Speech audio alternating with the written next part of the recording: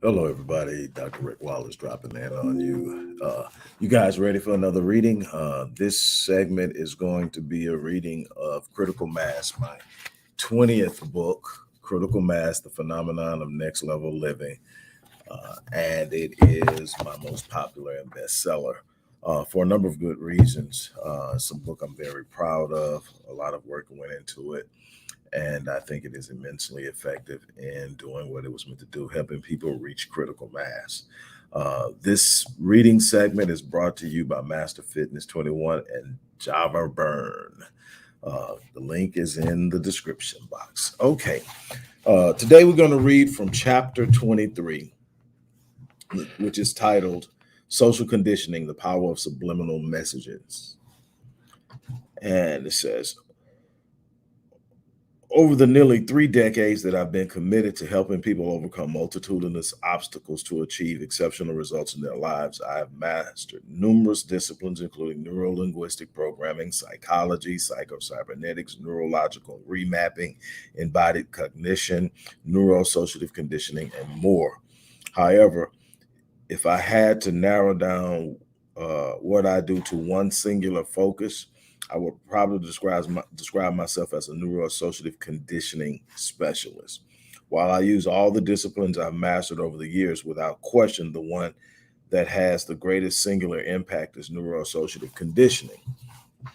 Neuroassociative conditioning, or NAC, is a technique for creating lasting change that derives its foundation from neuro-linguistic programming. It describes the process of a mechanism of change in human behavior and performance based upon the simple premise that there are only two determinants of human behavior: the need to avoid pain and the desire to experience pleasure. And it's simple at its simplest level, the use of NAC to associate pain with undesired behavior and pleasure with desired behavior is the goal. In addition, in an ideal situation in which a person needs to change their behavior to improve their lives, I help them associate pain to not making the change and pleasure to the results of making the change. I often share my philosophy that facts mean absolutely nothing to the conditioned mind. The conditioned mind is trained to perceive and behave based on the current paradigm through which a person views the world around them. If a person has been conditioned to believe that they are incapable of accomplishing something, the reticular activating system will work to find all the information that supports that conditioned belief. Often the belief comes from primary label givers early in life, but sometimes it can emerge as a result of significant experiences at any point in life. If this belief and the paradigm that underwrites it is not changed, there is nothing that can be done to change the associated behavior. Although facts are precise, the manner in which they are interpreted is not. This is why people who share similar experiences can end up with completely different results. Some people have a way of seeing the good in almost anything, while others will find the darkness in the brightest of days. There's nothing myself or anyone else can do to help people successfully and consistently avoid the vicissitudes of life, but I can help them change how they view and engage them. Understanding the power of the conditioned mind is key to understanding what I'm going to share with you here. Although most people don't even give it serious thought, we are constantly bombarded by experiences, information, and subtle suggestions that serve to slowly condition how we view the world around us, as well as how we view ourselves. It was Carter G. Woodson that illuminated the fact that if a man became convinced that he was inferior, he would not have to be told to behave accordingly. His belief in his inferiority would automatically demand that his behavior aligns with his self image. I have always placed a great deal of emphasis on communicating the importance of effective parenting because parents are the first line of defense in the development of a child's self concept, which has a direct bearing on the development of self-esteem and their self-confidence. Parenting is also the first form of social conditioning that a child will experience. Social conditioning is a social logical process similar to socialization that is more intense than the processing of socializing an individual. Additionally, proper socialization is almost always seen as being positive, while social conditioning is often more beneficial to the one doing the conditioning. It is often at the expense of the one who is being conditioned. Despite having successfully navigated the labyrinthine corridors of academia in the United States, I believe that the American educational system can be highly counterproductive to the development of personal identity, self-awareness, self-determination. The education system is designed to prepare individuals to plug into an existing system such as corporate America. Kids are not encouraged to discover their passions and trust their yearnings. They are thrust into categories assigned to particular tasks that their teachers and others presume to be best for them. The moment that children enter the educational system, they immediately meet a form of resistance that insists that they get their heads out of the clouds, stop daydreaming, and be more realistic in their expectations for their lives.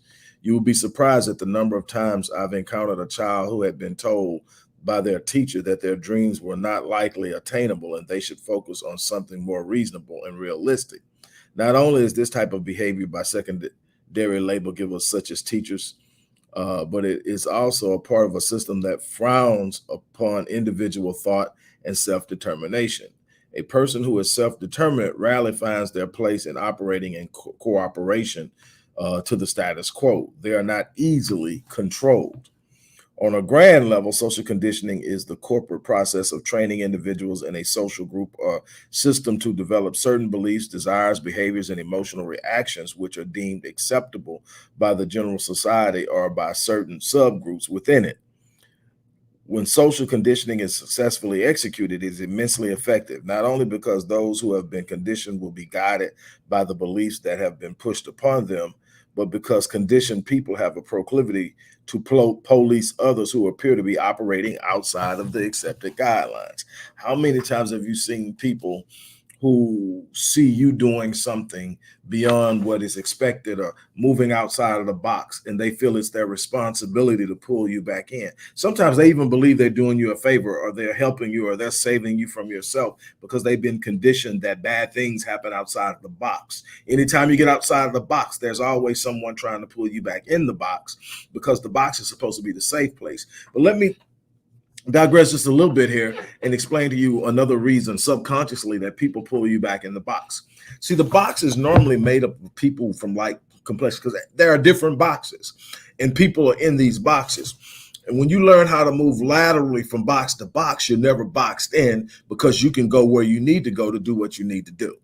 Okay, what happens when you're in a box? You're in a box not only with people from your same backgrounds, pretty much where you're at, pretty much doing what you're doing, and you're all in that box, and you all have similar stories, and you all keep each other comfortable, and you all parade in the illusion that, hey, this is just life, this is what's going on. You know, hey, I would have done so much better if I'd have been this, if I'd have been, man, if I'd have grew up in this neighborhood, I would have done this. And, you know, if I'd have grew up with my father, I'd have done that. If my mom wouldn't have been so, you know, and all the stories kind of match. So you always got this reinforcement of your excuse, because that's what it boils down to. Why you haven't excelled? It's an excuse.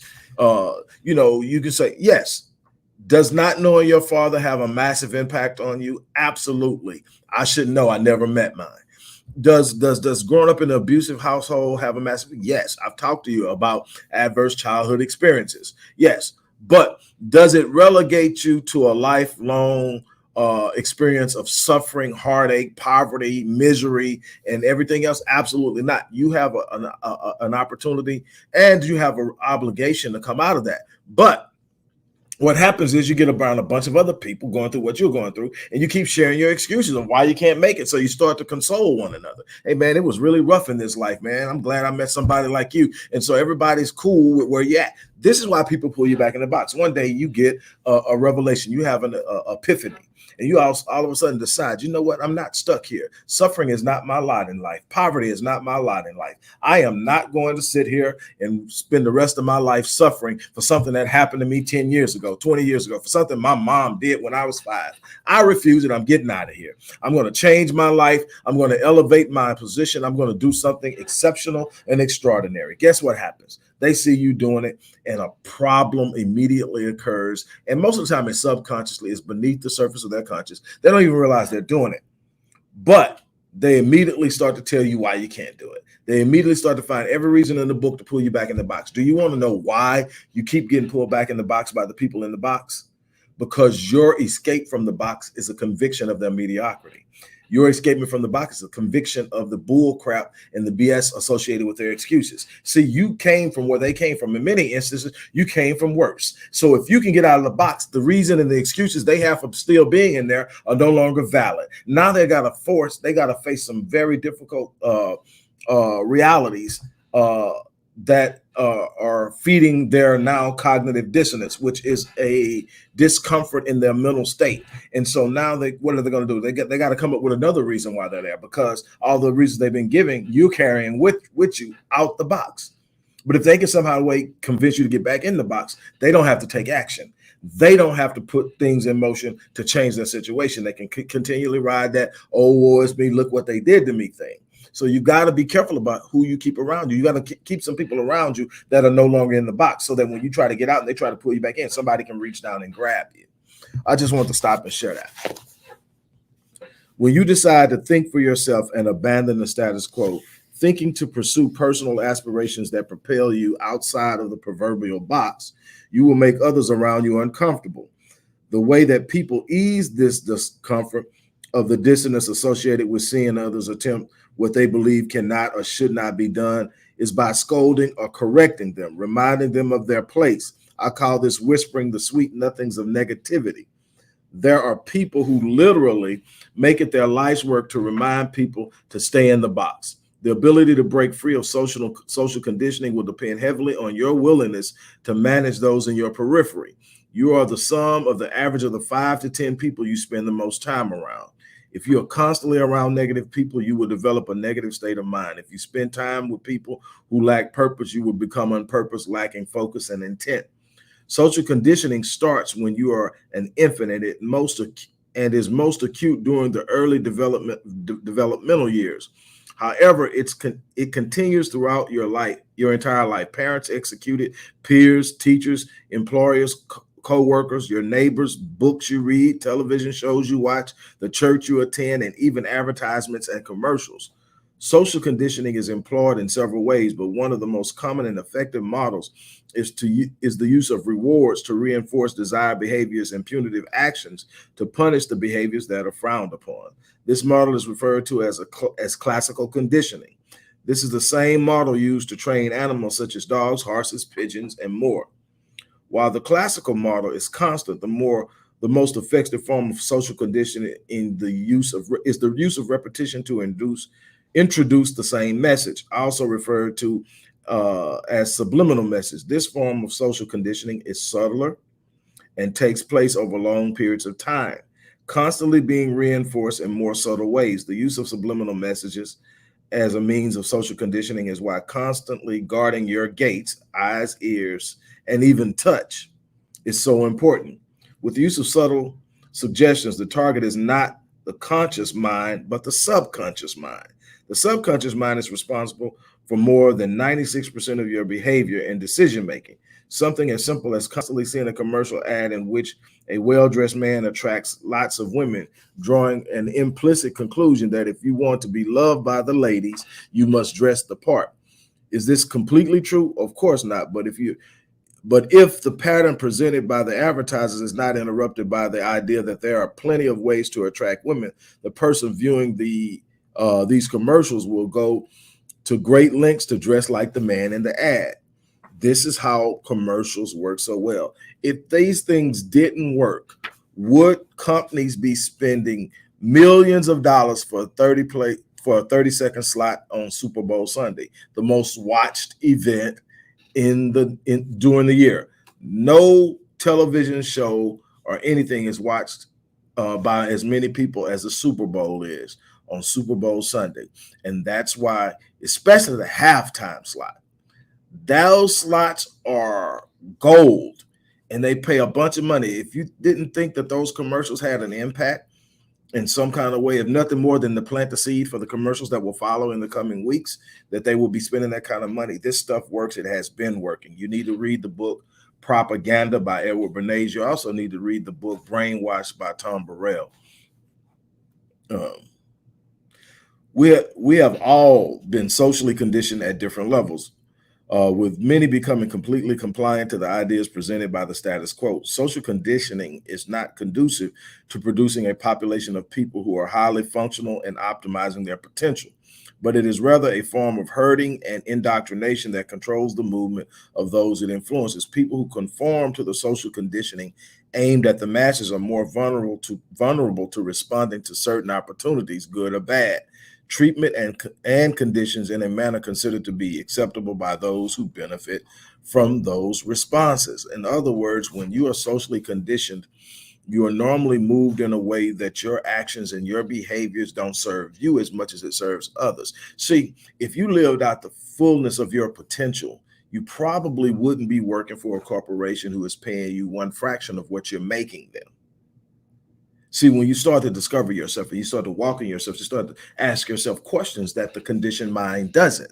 You start to ask yourself, if they're paying me, and I mean, not just when you feel you're grossly underpaid. I'm talking about well-paying jobs. If they're paying you six figures, you have to at least one time in your life stop and ask yourself, well, if they're paying me six figures, how much am I making them? Because I'm pretty sure they're not paying me anywhere close to what I'm making them. That wouldn't be beneficial to them. Well, if you find out, okay, if they're paying me 100,000, let's say they're paying me 200,000 a year, and then I find out I'm making them 2 million a year. Well, I understand they're corporate, they got a brand, they got a bunch of things that allow them to leverage my efforts and get that 2 million. I don't have the leverage that they have. So let's say I'm not going to make 2 million if I leave, but I think I can start a business and at least make $750,000, run my own business, doing my own thing, using my skill set, using my personal manner of work and doing what I do that makes how I do things unique. Okay. So what is the problem with social conditioning? If social conditioning was used to guide people in the best direction for their lives, there would not be anything wrong with it. But most of the social conditioning leads to negative results. Social conditioning in America has led to the harboring of erroneous thinking, counterproductive behavior, toxic desires, unhealthy emotional reactions to lives, inevitable intrusions upon our sanctity and peace. Let's see that for a moment. Oh, I'm almost done. Good. When you observe some of the statistics that provide a portrait of the current state of the U.S., you will find that the status quo is not at all it is cracked up to be, and it is not a reflection of the potential that we all possess as individuals. Approximately 41% of the U.S. population, that's 25.8 million people, suffer from diabetes. Another 79 million are pre-diabetic. In the U.S., 41% of first-time marriages and 60% of second-time marriages end in divorce. These numbers can be significantly higher for certain subgroups.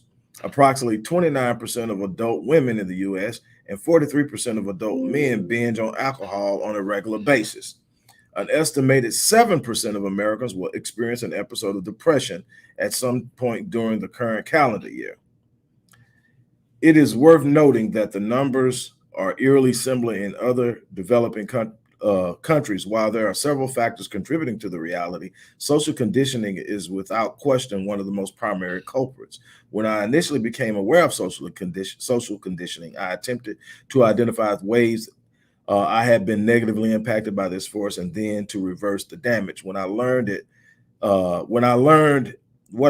that it was far worse than I had imagined. In fact, most of the most commonly held beliefs are influenced by social conditioning, and the majority of them are extremely bad. Additionally, our desires, behaviors, and emotional reactions are negatively influenced by poor social conditioning. While aesthetics has a place in every culture to a certain degree, physical appearance is treated with transcendence regarding more important elements of personal health. People will go to great lengths to improve their pulchritude or personal appearance while neglecting fitness and proper nutrition. This type of behavior is a direct result of social conditioning that places such a great emphasis on external beauty. Another area in which we suffer from poor social conditioning is the proclivity to participate in blind consumerism, a direct result of unbridled materialism. Social conditioning has a large portion of the American population chasing cars, clothes, and expensive accessories while working their jobs that they hate, a form of slow spiritual suicide. Now, That's not the whole chapter, but that's where I wanted to stop at. Um, could you bear the results of poor social conditioning was the next session. But I'm going to kind of give you a summation of what's on and why this chapter was so important to this book. The book is about critical mass. Critical mass in nuclear physics is the point in which all the components necessary to create a specific and desired nuclear reaction is present. You need to reach critical mass in order to produce that. That means everything is in place. In order to reach critical mass in your life, there are a number of different components that have to be in place: self-esteem, self-confidence, self-awareness, an idea of clear and notable vision, a plan for that vision, and so forth. And so when you start to talk about self-awareness, when you start to talk about a clear vision, when you start to talk about a sense of self-awareness and self-esteem, self-concept, social conditioning plays a major role in pulling weak people away from a true sense of who they are. And because they don't have a true sense of who they are, they tend to allow others to dictate to them who they are. Bunch of people out there seeking validation from other people because they don't know who they are. A bunch of people out there seeking the approbation and approval of other people because they don't know who they are. And because they don't know who they are, they can be misled. They can be misdirected. They can be put in places and given things that don't amount to who they are, don't equate to their worth, don't equate to their promise. And that's what you have to be careful of. You should be very cognizant of your state of existence, your identity, your self-awareness, your self-concept, your self-image, because that's going to have a massive impact on your self-confidence. That's going to have a massive impact on your self-esteem. That's going to have a massive impact on what you expect out of yourself from the word, because as your self-esteem and self-confidence goes up, your self-expectations go up, and your standards then can be raised. And all of these things are requirements to reach the next level in life. These are the things that you have to be able to do.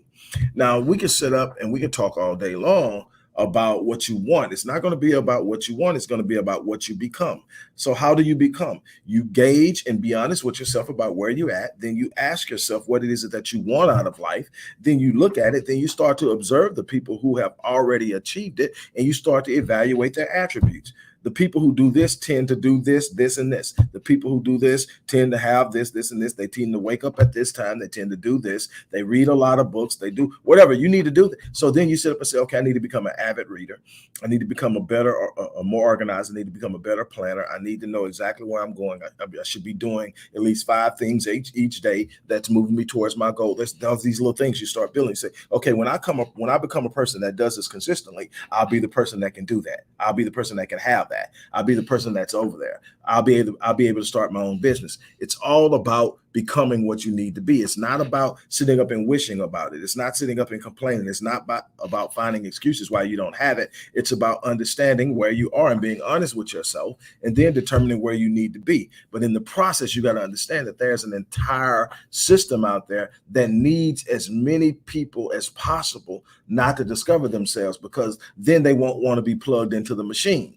They will want to create their own space, their own functioning mechanism that generates revenue, that generates worth, that creates networks, that builds relationships, that suits them and serves their interests. And that's what this whole thing is about.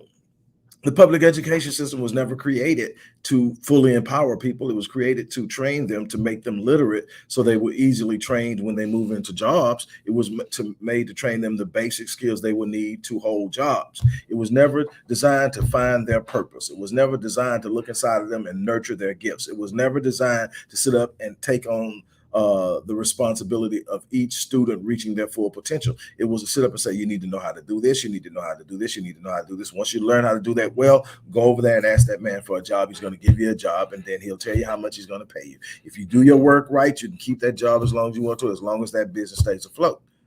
And that was the model. If you think about it, if you're my age, that was the model our parents went on, and they tried to pass that on to us. I was just simply a person that was not going to be satisfied with letting someone else determine my worth for the rest of my life. So I decided, you know what? I'm going to do something about it. I'm not going to complain.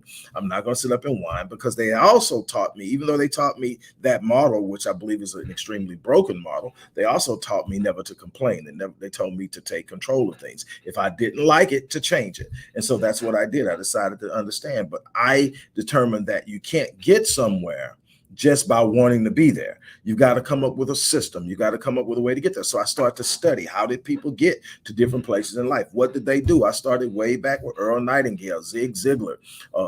Way back in the day, trying to find out the things to do. I read Think and Grow Rich. I read Wallace D. Wattles, which preceded Think and Grow Rich by 30 years. I read Wallace D.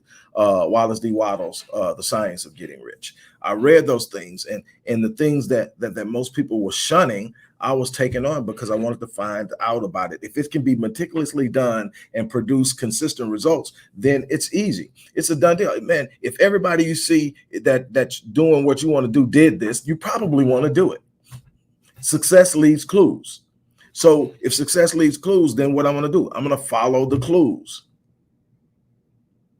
And so, like I said, and this book goes the gamut. It goes from that. It's not just that. I'm going to read you the